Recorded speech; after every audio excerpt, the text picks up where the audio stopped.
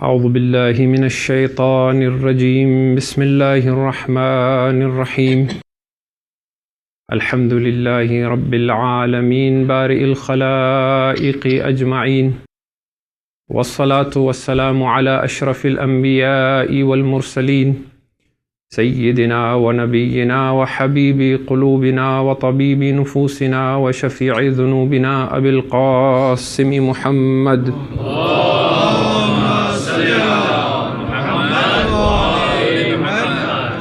ثم الصلاة والسلام على آل بيته الطيبين الطاهرين المظلومين واللعنة الله على أعدائهم أجمعين من يوم عداوتهم إلى يوم الدين. أما بعد، فقد قال الله تبارك وتعالى في كتابه وهو أصدق القائلين: بسم الله الرحمن الرحيم فأقم وجهك للدين حنيفا فطرة الله التي فطر الناس عليها لا تبديل لخلق الله ذلك الدين القيم ولكن أكثر الناس لا يعلمون. صلوات على محمد. اللهم صل على محمد وآل محمد. Tonight is our second lecture in Majlis. Our topic is freeing the butterfly within. And last night we said that the human being or insan has two natures. One is his instinctive animal-like nature, whose purpose is to drive the human body and to keep it in its survival mode in this plane of existence. And we said this in Arabic we will choose to call tabi'ah. And we said every human being also has a second nature which is far more superior. It is his natural disposition that is more innate in him. It is a God-given, divinely inspired nature that lasts beyond this body. When this body perishes, that first nature goes with it, but this nature stays and survives after death. And we said this is fitra, which we have mentioned yesterday from the verse of Quran that I began with, from Surah Ar-Rum, chapter 30, verse 30.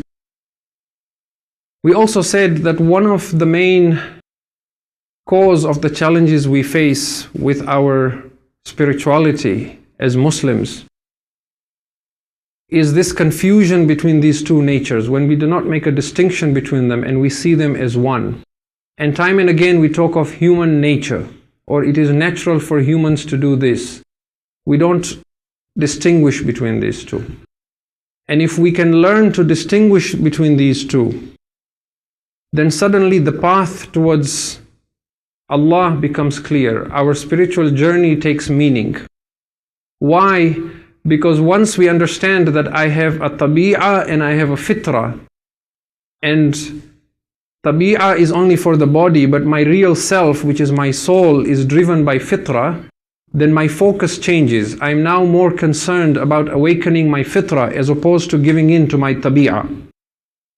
And because of that, I begin to disidentify from the human body. I begin to realize I am not the physical entity. I am not the physical body that I look at in the mirror every morning.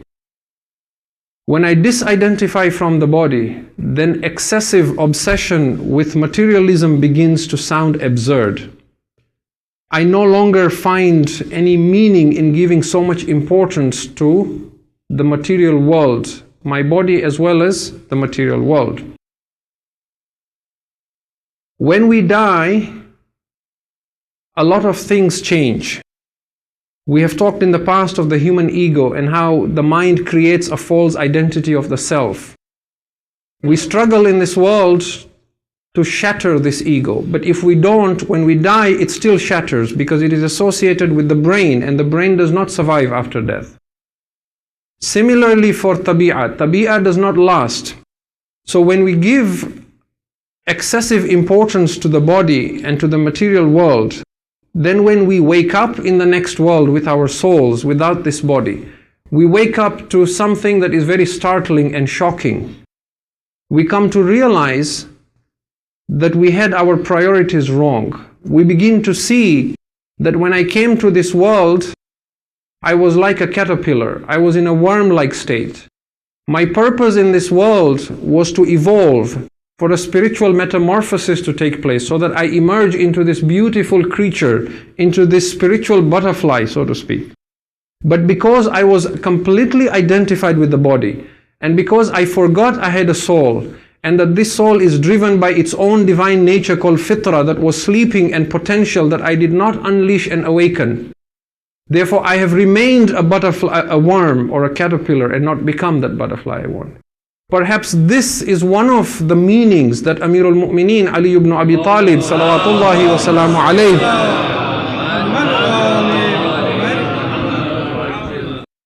perhaps this is one of the meanings he meant when he said, An-nasu niyamun idha matu intabahu.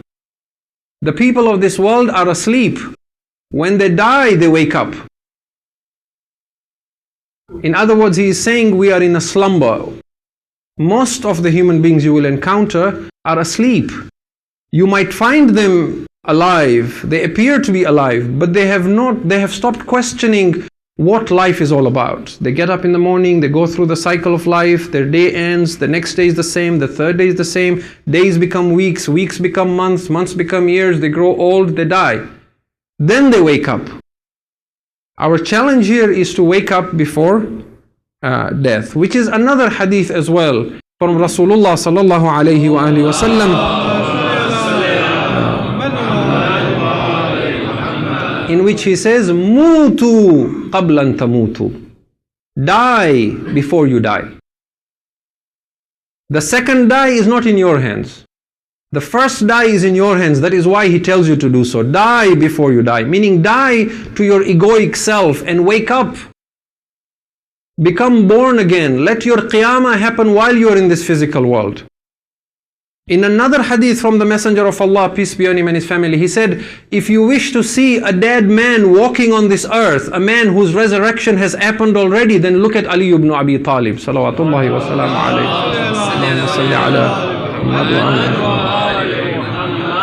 What does he mean if you want to see a dead man walking on this earth, look at Ali ibn Abi Talib? Meaning he has crossed and traversed the boundaries of death. For him, there is no surprise after death. لَوْ كُشِفَ الْغِطَاء لَمَزْدَدْتُ يَقِينًا. If veils were removed and the hereafter became apparent, it will not increase my certainty or my yaqeen. Amir al-Mu'mineen says. So we come now to our subject tonight. What we want to do tonight is talk about the characteristics of tabi'ah and fitra, so that we begin to understand this in greater detail. And this, inshallah, will be our subject for the next 2 nights at least as well. When we begin saying that we have 2 distinct natures, we have tabi'ah and we have fitra, our minds will immediately begin to suggest that these 2 are separate entities and I can choose one and leave the other. I want fitra, I do not want tabi'ah. So we need to establish first and foremost that while you are in this plane of existence, in this alien body, before you return home, you cannot separate these 2 natures. They are separate, but they are distinct, but they are like 2 sides of a coin. The 2 sides of a coin look very different, but you cannot separate them. If you separate them, they are no longer the same coin. So while you are in this body, you have to accept and acknowledge that. Why do we say this?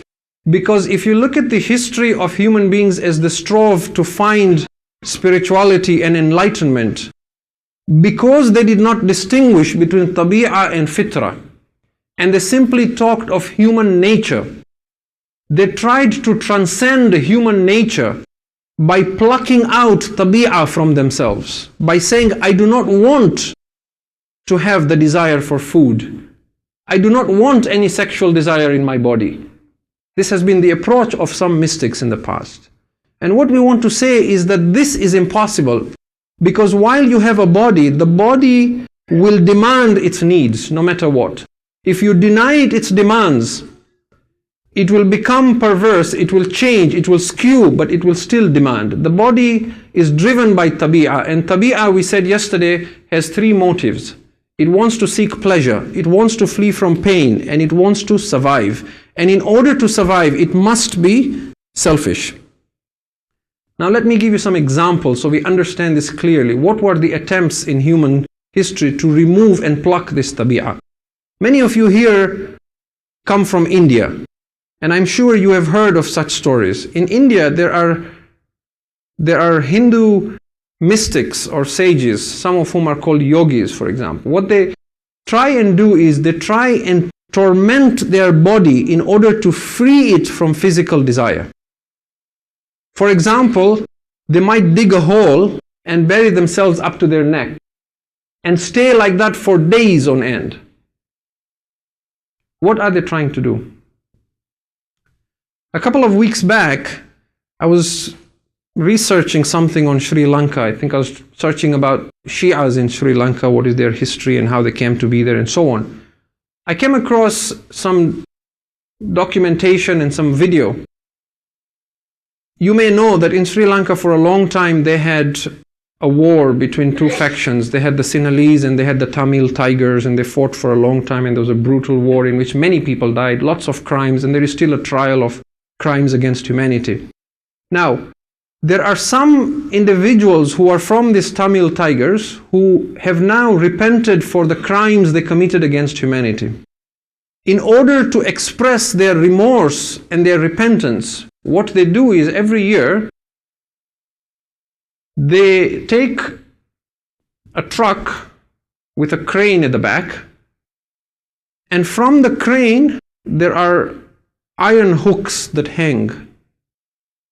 They remove their clothes except for a loincloth, and they suspend themselves forward, and the hooks are put on their skin at the back. It is put into their backs and into their feet and into their hands at the back. Don't go searching for this video if you are faint of heart, because you will faint. Okay? It suspends them with the hooks from their skin, their legs, their hands. And then they take iron skewers and they poke it through their cheeks from one side to the other and through their hands. And they then stay in that state with their hands clasped like that in worship. And as the truck moves from village to village and town to town through those bumpy, sandy roads, the crane bounces.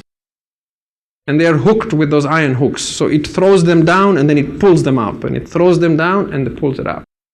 And when they are interviewed afterwards to say, why do you do this to yourself? They say, because this body has committed crimes against humanity.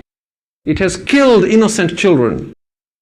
So we are now making up for it by punishing this body, to teach it a lesson so that it does not do this again. And to show our true repentance. Now I can assure you that if a war broke out again, these same individuals will once again commit the same thing they will commit. Tell me why. Because what they are trying to do is to punish tabi'ah.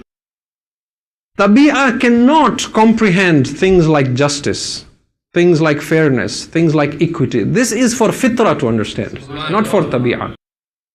صلوات الله محمد وآل محمد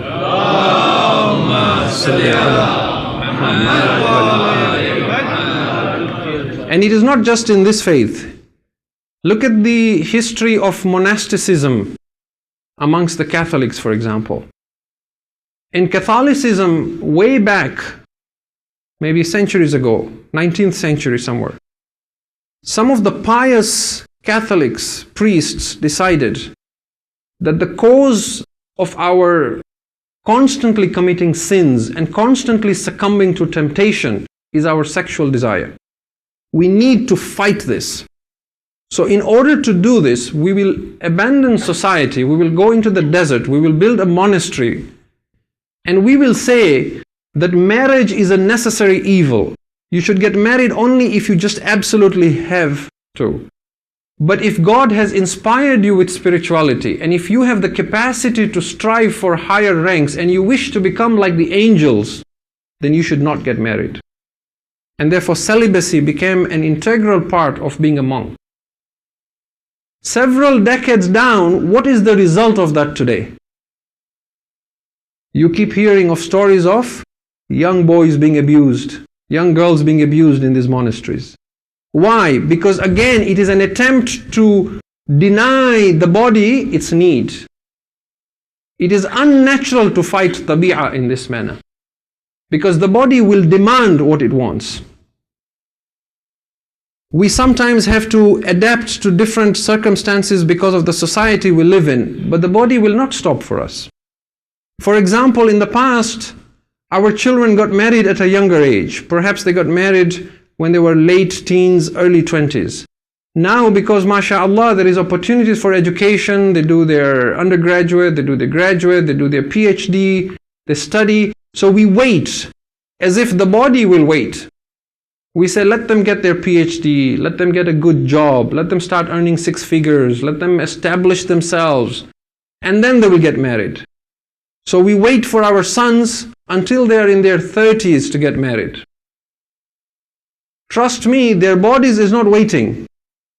Because you as a parent are neglecting it and thinking there is time, or because you and I have crossed an age where we have some sort of control of our desires, it does not change for a young man.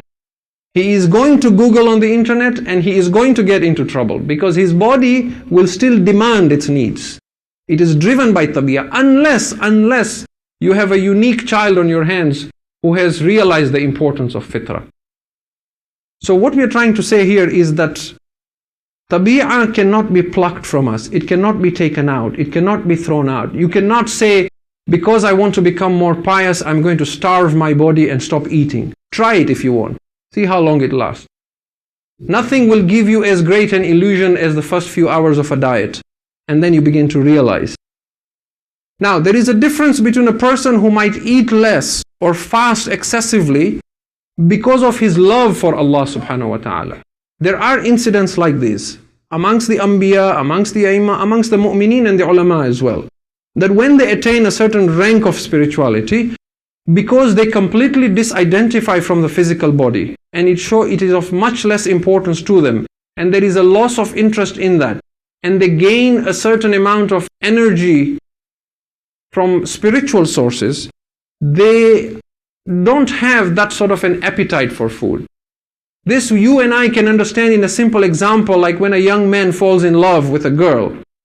You will see that one of the signs of that falling in love is he loses his appetite. It is in similar terms, except that a mystic has fallen in love with Allah, and that is real love. So not eating or eating less out of a spiritual reason is something else. But to say, I will fight my body and I will starve my body and I will deny it food, that is not going to work. Because that is an attempt to punish tabi'ah, and tabi'ah will not accept that. So tabi'ah is not evil in itself. It is only evil when it becomes excessive.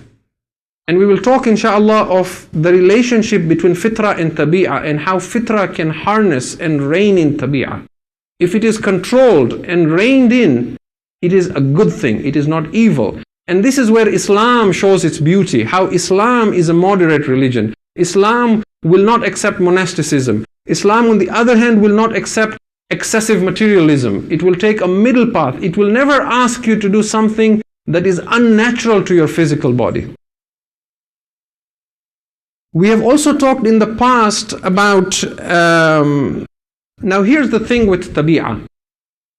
Fitrah, we said, is asleep within us. It is a potential. It is latent within us. We have to awaken it. Unfortunately, we cannot awaken it until we mature intellectually, until we have reached a certain age where we can listen to something like what I am saying and go home and reflect about it and realize perhaps there is a more divine and spiritual nature to me. Perhaps I am not just a social political animal. Perhaps I am more than that. But a young child cannot understand these matters of fitrah and tabi'ah. Try explaining the difference between tabi'ah and fitrah to your 2-year-old or 5-year-old. They might memorize the word tabi'ah and fitrah, but they won't understand what you're talking about. But tabi'ah is active in them from the time they're born.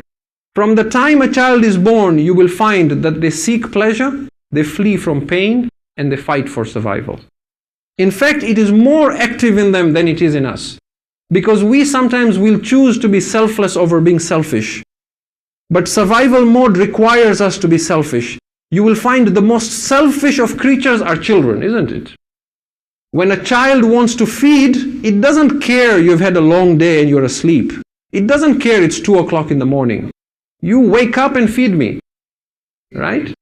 A child is, then as they grow older, they are still selfish. Thereafter, I think the most selfish are the teenagers.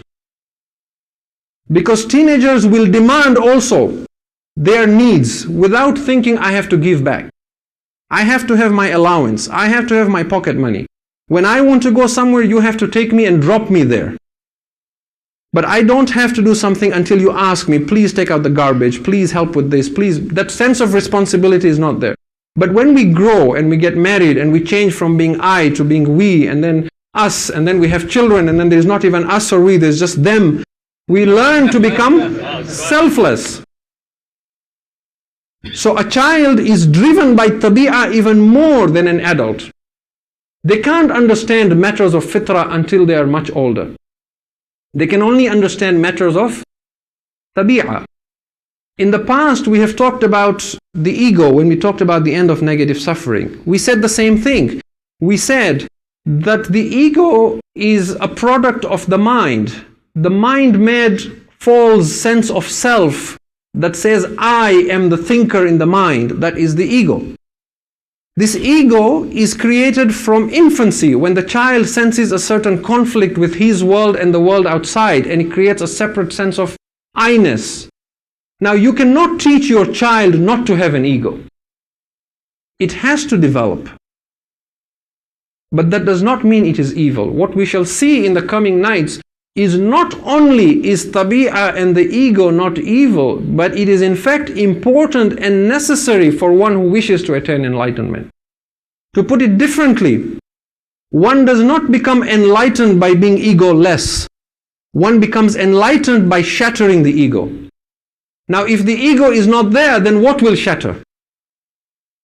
So it is a necessary component of our spiritual journey towards the hereafter. If you can recite as-salawat ala Muhammad wa ali Muhammad.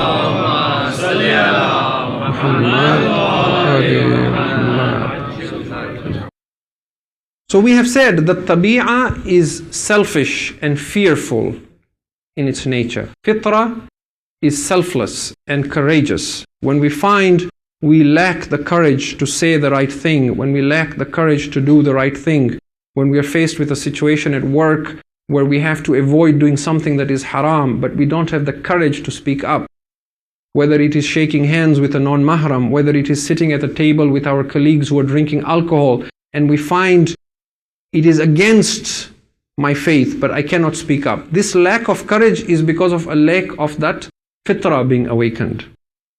Because we are surrounded by people who are tabi'ah oriented, tabi'ah driven, and they expect us to conform with them, not to stand out and be different. But in itself, tabi'ah is not evil. Its selfishness is necessary for the body to survive in this plane of existence.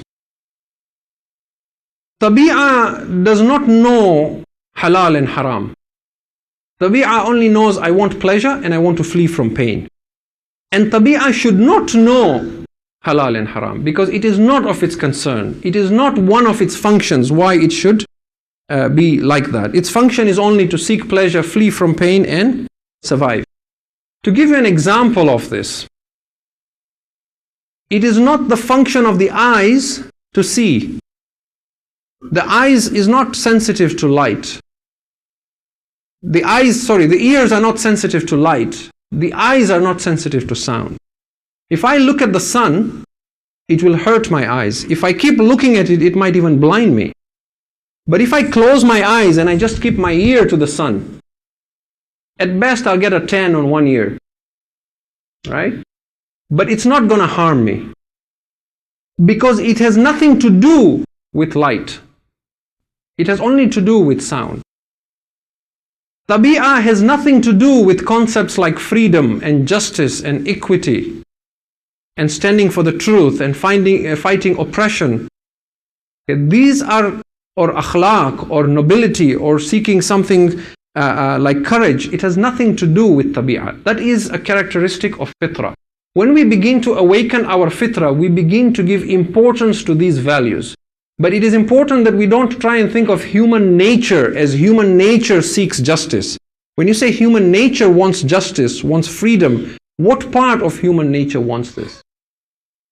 If I put two objects that are red and green near your ears and I say, can you listen to these two and tell me which is red and which is green? You cannot. It has nothing to do with it. So when you go to tabi'ah and say, should I do this? Is this justice? Is this halal or is this haram? Tabi'ah will not be able to answer you. Fitra will be able to answer you. Tabi'ah will say, I am hungry. It is paining me. I need food and I want it now. So you begin roaming around the kitchen, opening all the cabinets, foraging for food, looking for anything you can eat. Fitra will speak and say, are you not eating excessively? Is this not going to harm you spiritually? So you tend to either become tabi'ah heavy or you become, in the month of Ramadan, spiritually heavy. When I go shopping to the grocery and there is a clear sign there that says no sampling, and I'm thinking, should I buy these grapes or should I not buy these grapes? Tabi'ah will say, I'm hungry, eat. I might even get lunch here, right? Fitra will speak within me and say, you have to account for this one day. When the cashier gives me change and gives me just 1 penny extra, I go back and say, I'm sorry, you gave me an extra penny. That is fitra speaking. I can choose to ignore it, I can choose to put it to sleep. But it is hardwired within me. It is only found in insan. صلوات على محمد وآل محمد. اللهم صل على محمد وآل محمد. So we find our sense of responsibility and our sense of equity comes from fitra only. This is where we will, this is what we awaken within us. You will also find that because fitra is hardwired within human beings and we cannot get rid of it, when a human being wants to do something against fitra, he will find an excuse and a justification for it. He will not be able to do it directly unless he is really, completely asleep and he kills his fitra in such a way that he has devolved and become something other than human. As we see, for example, in Karbala. But otherwise, it is not possible to do that. You observe what human beings do. Even when they lie or when they steal, they will find an excuse.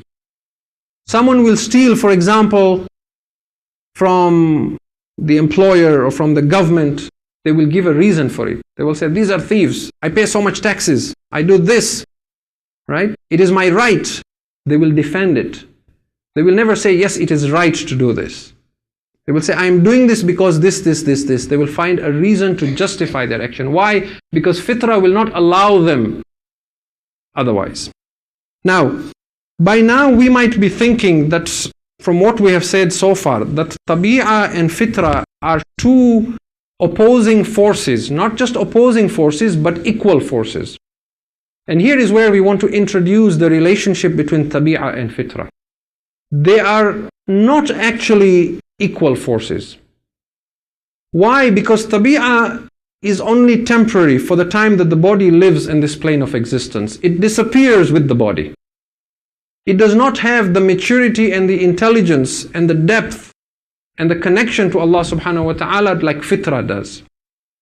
The correct way of linking tabi'ah and fitra is to think of tabi'ah as a mount, like a horse, and fitra as the rider on that mount. So when we say a person's fitra dominates his tabi'ah, what we mean is the rider on the mount is holding the reins in his hand and he is controlling where this mount goes. But when we say tabi'ah dominates over a person's fitra, we do not mean that tabi'ah now sits on fitra. What we mean is the rider is still fitra, but the rider has left the reins. So the horse is now running wild. And as it runs wild, it may run towards a cliff and fall off it into an abyss. This is one analogy by which we might begin to understand the relationship between fitra and tabi'ah. I'm putting these as building blocks because we shall develop these analogies further in the coming nights, inshallah. In the interest of time, let me give you another analogy. Tabi'ah is like a gushing river Fitra is like a dam on that river that holds that gushing water and then releases it with control so that it generates useful power that is useful for itself and for mankind. Now let's take an example. We talked earlier on about the celibates, for example, and the idea of being pious by opposing desire. One of the strongest forces of tabi'ah after the force of the desire for food is the sexual desire in a human being. This can be compared to a raging force or a river that flows with force, and it is within that human being who becomes an adult. It gushes with that force. This is tabi'ah. When you build a dam of chastity, of modesty, of haya, of some shyness, it regulates this force and it directs it in the right manner. The result is that this same desire, which others have seen as evil and tried to crush, Islam now teaches you how, by using this fitra, this dam of chastity and modesty, how you can use this force in the right direction. Now it becomes beautiful, because that individual now will seek a spouse, and then that individual will have a family. That individual will have children that will bring joy to him and his spouse. That individual will, in time, after being married for 5, 10, 15, 20 years, will learn to distinguish between lust and between love. It becomes a springboard and a means by which he evolves spiritually. That very same fitra, if it was missing, if you remove that dam, now when this tabi'ah flows with force, it becomes now detrimental. It now becomes destructive. It now becomes ugly. It now causes harm. It now makes that person increasingly depraved. He goes from one desire to another, from one fantasy to another. The result of that is he harms himself spiritually and physically. Not only does he destroy himself, but he destroys other lives. Families are hurt. Children are hurt. The result of what? The result of uncontrolled tabi'ah. Now, we will inshallah dedicate one lecture talking about how to raise fitra-oriented children. But let me just throw this out here, that the development of fitra in children needs to start earlier rather than later. Why?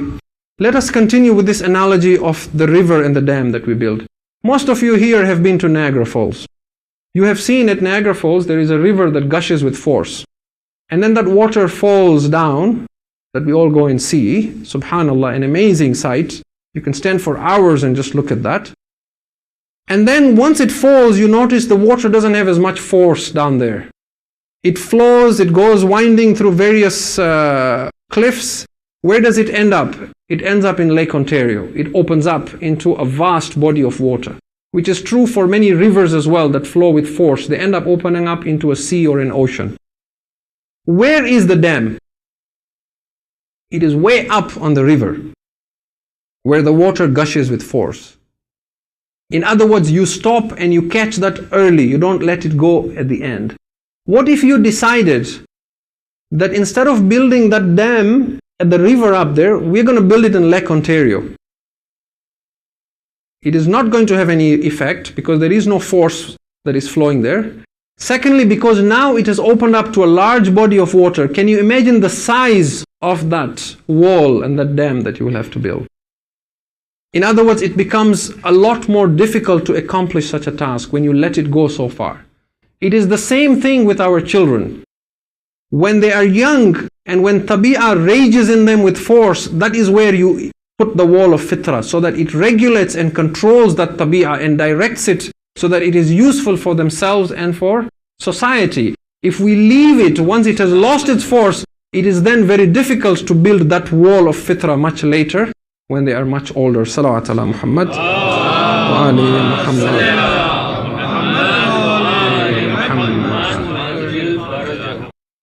As I'm coming towards a conclusion. This confusion between fitra and tabi'ah plagues most human beings. And as we develop this subject, you will see that the more we separate these two and we begin to see that truly I have two natures within me, two dimensions within me. One that is very simple, very basic, very animalistic, an instinct that only drives my body, and one that is divine, that needs to be harnessed, that needs to sit on my tabi'ah and take hold of the reins, the more you will find it makes more sense and in how we approach spirituality for ourselves and for others around us. This confusion between tabi'ah and fitrah, by the way, is not just something that confuses human beings. When Allah subhanahu wa ta'ala intended to create insan, even angels were confused about these two. If you look at Surah Al-Baqarah, chapter 2 of the Quran, verse 30, Allah tells us of the time when He wanted to create the first prototype of the human being, which was Nabi Adam alayhi salam. Before He did that, He said to the angels, وَإِذْ قَالَ رَبُّكَ لِلْمَلَائِكَةِ إِنِّي جَاعِلٌ فِي الْأَرْضِ خَلِيفَةً. And remember when your Lord said to the angels, I have decided that I shall create a representative of mine on this earth. What was the response of the angels? قالوا أتجعل فيها من يفسد فيها ويسفك الدماء. Oh Allah, are you going to create a species that will create mischief on the earth and spill blood? What they're saying to Allah is, do you really want to do this? I mean, we're not saying anything, but we are there. وَنَحْنُ نُسَبِّحُ بِحَمْدِكَ وَنُقَدِّسُ لَكَ. Here we are, we celebrate your praise, we proclaim your sanctity. Why do you want to create this creature that has so much anger, so much lust within it, so much uncontrolled power? It's just going to run amok and create havoc. Now when you look at the world we live in, you just have to turn on the news. The angels were onto something, isn't it? Because we live in a mad, mad world, isn't it? How many times have you questioned humanity? Have you not said to someone, I just wish Allah would just wipe out like 4 billion of us, as long as I'm from the remaining 3 billion. Okay? How many times have you said, I wonder why Allah even bothered to create human beings? I mean, look at the things we do. Look at the stories you hear. A mother cutting her baby into pieces, people slaughtering each other. We just can't live in peace with each other, right? We have invented ways of torturing each other beyond anyone's comprehension, right? Our imagination is being used to create weapons of violence, of destruction. We pollute the environment, we kill, and then we try and fix things, and then we create a bigger mess, and right? Why did Allah bother? Allah says to them, Inni a'lamu ma la ta'lamun. I know something that you don't know. What is it Allah knows the angel does not know? I know that they have fitrah in them. You, the angels, when you look at the world, you are seeing 7 billion caterpillars. I am seeing the one caterpillar that becomes a butterfly. That one butterfly is so important to me, it is worth creating 7 mad, insane caterpillars to get that one butterfly. Muhammad.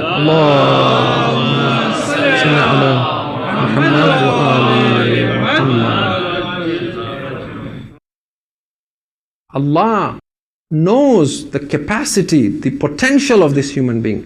فَإِذَا نَفَخْتُ فِيهِ مِنْ رُوحِي. O angels, when I blow into this creature that you think is just mad and full of lust and anger and desire, full of tabi'ah only, when I blow into him of my spirit, then you fall into prostration before him.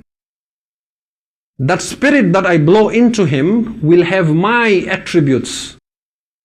I am Rahman, his fitrah will always call him towards mercy. I am Al-Jawad, his fitrah will always call him towards generosity. Look at your own nature. You will find that all those names that are Asma'ul Husna for Allah, the beautiful names of Allah, those are the qualities that you like within yourself. And their opposite is what you dislike, because it is wired in you. Even if you don't like studying, even if you do not want to go to school, even if you want to just remain the way you are, illiterate, if I call you ignorant, you do not like it. And if I call you intelligent and wise and knowledgeable, you are happy even though if you can't read and write. Because it is your nature to love al-alimu. If I call you strong, you feel good because it is in your nature to love Al-Qadiru. If I call you weak, you dislike it because it opposes Al-Qadiru. So within you is that potential, within you is the ability to unleash attributes. If you can only control your tabi'ah with your fitrah, you become a mirror through which divine attributes shine on the rest of the universe. That is why Amirul Mu'mineen alayhi salam says, Allahumma salli ala Muhammad wa ala Muhammad. أتزعم أنك جرم صغير وفيك انطوى العالم الأكبر. Do you think you are some small, insignificant life germ in this universe when within you is contained the entire universe? You are a microcosm of the macrocosm. The whole universe is contained within you.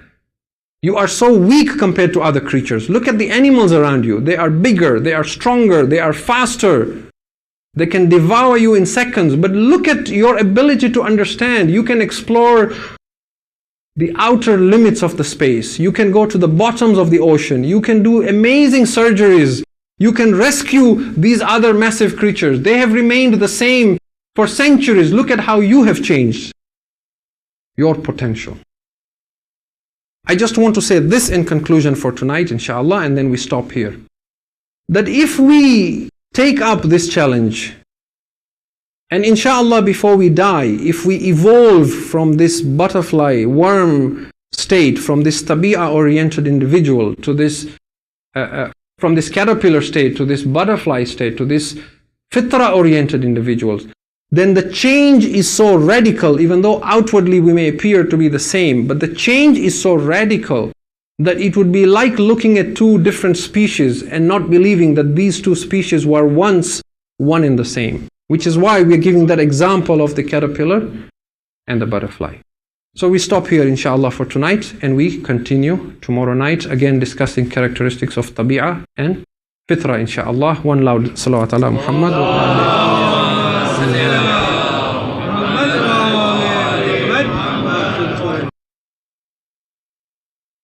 Tonight is also the second night of Muharram al-Haram. And our primary purpose is to remember Abu Abdullah al-Hussein. Everything else we discuss is from his barakah. We try and make ourselves better so that when we say to our Imam that if only I was with you in Karbala, if only I was, Ya laytani kuntu ma'akum fa'afuza fawzan azima, then that sentence has meaning. Last night we talked about the qafila of Abu Abdullah al-Hussein leaving Medina for good. And this was on the 28th of Rajab in the year 68. Imam Hussein alayhi salam, after going to the graves of his grandfather and his mother, bidding farewell to Medina for the final time, took his small caravan, his small group of family members, and began heading southwards towards Mecca. I have no doubt in my mind that as this qafila was leaving Medina, they must have been turning back to look at the city walls of Medina and thinking, will we ever see Medina again?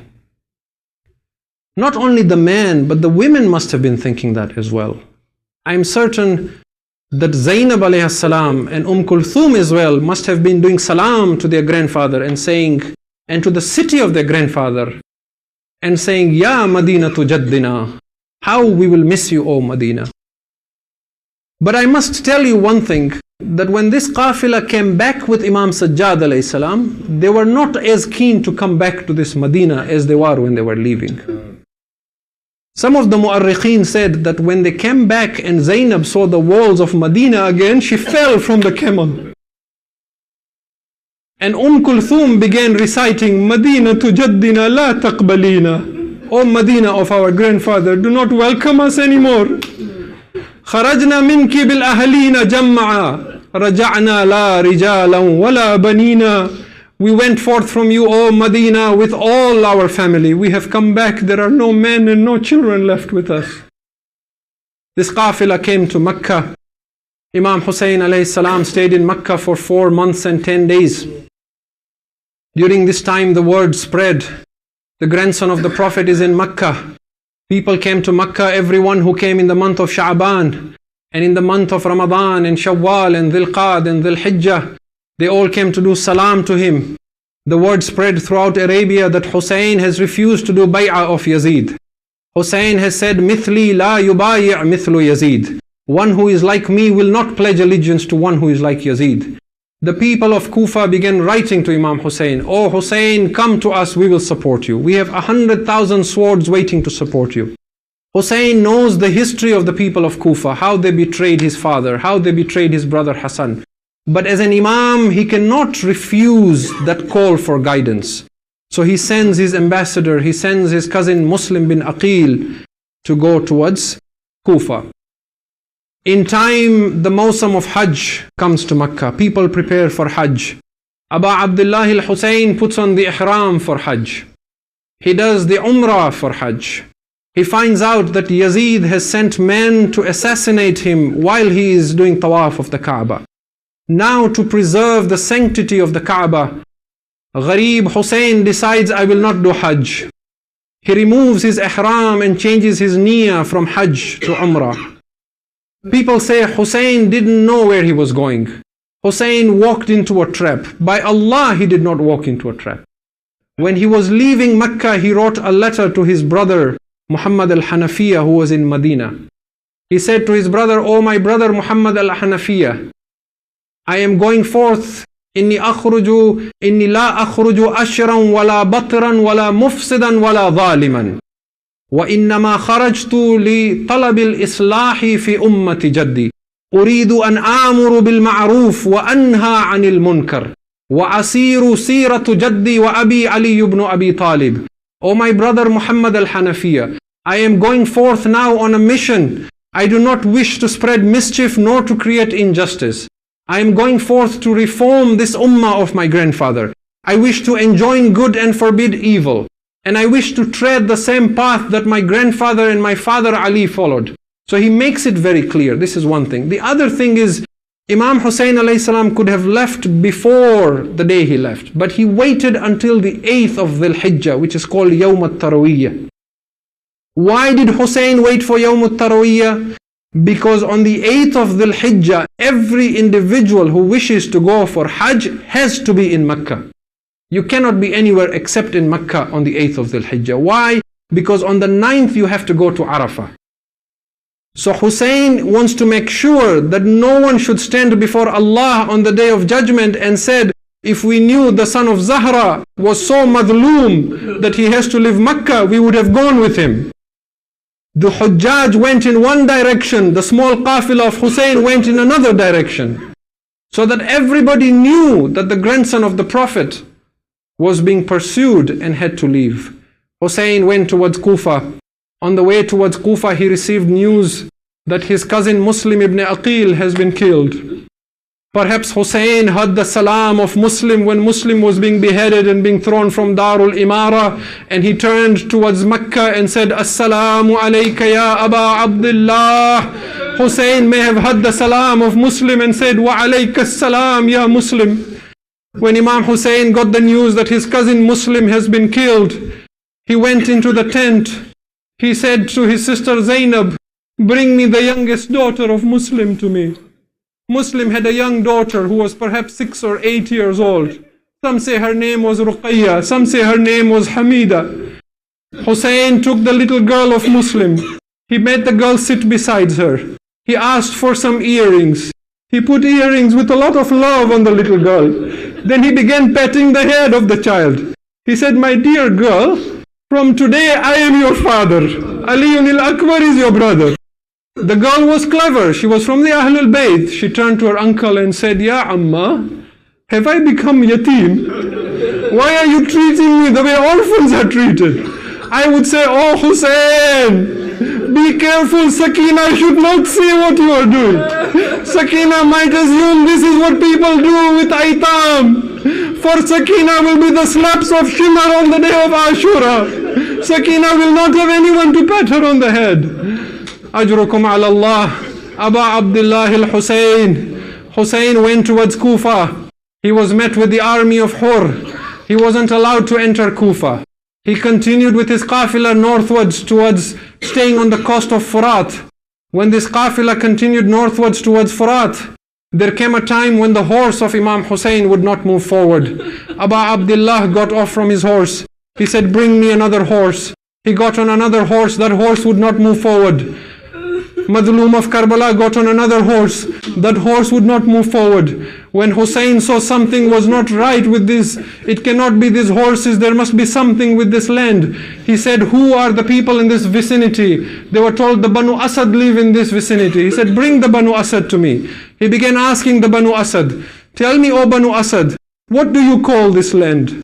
They said, Yabna Rasulullah, this land is called Taf. He said, does this have any other name? They said, yes, Yabna Rasulullah, this is also called Shattul Furat. He said, very good. Is there another name for this? They said, yes, Yabna Rasulullah, we also call it Alqama. He said, yes, but is there another name for this? Hussein is looking for something. They said, oh Hussein, this is also called Nainawa. He said, yes, but is there another name for this? Then an old man remembered. He said, oh son of Zahra, anyone who comes to this land always faces calamity. Some people call this land Karbala. But when Hussein heard this, he said, truly this is the land of Karban wa Bala.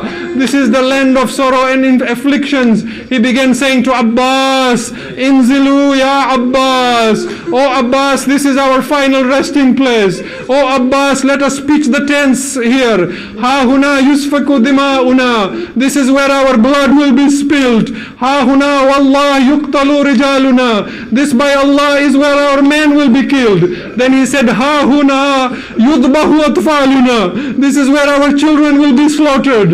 This is where our women will be taken captives. This is where our tents will be tied. This is the same speech of Hussein, that when this qafila returned from Sham and Jabir bin Abdullah came for ziyarat, Imam Zainul Abidin took Jabir around Karbala and said the same thing. He said, come with me Jabir, let me show you. This is where our men were killed. Jabir, this is where our tents were burned. Jabir, this is where my ants were tied in ropes. Ajrukum ala Allah. Hussein was now going to change this land of Karbala. This land that was the land of Karban wa Bala. The blood of Hussein will change this land and make it Karbala al-Mu'alla. This will become a piece of Jannah now. Hussein had the 10 speeches there. I want to say to you something here. Those of you who have not gone to Karbala, inshallah, Allah bless you with the ziyarah of Karbala. I have been to Karbala once on the day of Ashura. We have gone in a qafila all together. There is something about going to Karbala that is different from going anywhere else for ziyarah. You will go to Najaf, inshallah. You will go to Kadhmain, inshallah. You will go to Samara, inshallah. But I assure you, the feeling of anxiety when you enter Karbala is different. When we went in our bus to Karbala, as we approached Karbala, everyone began doing matam. Everyone began saying, Ya Hussein, Ya Hussein. Everyone began standing up. When the driver said, we have almost reached Karbala, everyone stood up and looked out. Everyone is asking each other, can you see the haram of Hussein? Can you see the haram of Abbas? When everyone saw the haram of Hussein and Abbas, everyone began saying, Assalamu alayka ya Aba Abdullah. At last we have come to Karbala. Now we will see where Akbar fell. Now we will see where Asghar was hit by a spear. Now we will see where the hands of Abbas fell. More than that, I will tell you. When the qafila leaves Karbala, then everyone turns to look at Karbala. Everyone turns to look at the haram of Hussein. Everyone turns to say, oh Hussein, let this not be the last time I come to Karbala. Oh Hussein, call me once again to come to Karbala. Now I will say to you something, my dear brothers and sisters. The way you and I enter Karbala is not the way Zainab entered Karbala. When Zainab entered Karbala, she did not want to go to Karbala. Yes, when Zainab came back from Sham, she was anxious to go to Karbala. Yes, when Zainab came back from Sham, she wanted to go to the qabr of Hussein and say, oh my brother Hussein, Zainab was tied with ropes. Oh Hussein, Zainab kept begging for rida the way you were asking for water. Oh Hussein, Zainab was taken to Kufa and Sham. Oh Hussein, I could not bring your amanat back from Sham. But when Zainab came the first time to Karbala, Zainab did not want to enter Karbala. The Arbab of Maqatil say that Zainab called Hussein when the tents had been pitched. Zainab alayhi salam called her brother Hussein. She said, oh my brother Hussein, can we not move from this land and go somewhere else? Why, oh Zainab? She said, Wallah, laqad adkhalani hawlan azima. There is something that is bothering me, oh Hussein. I do not find any peace on this land. Hussein tried to console his sister. I have heard the Arbab of Azhar say that when Hussein asked Zainab, oh Zainab, what is it that makes you anxious about this land? She said, oh Hussein, I can hear someone crying on this land. It is the voice of a mother crying for her son. It is as if I can hear someone crying. Oh Zainab, this is my mother Zahra crying. Wa Husayna, wa Ghariba. Matam ya Hussein.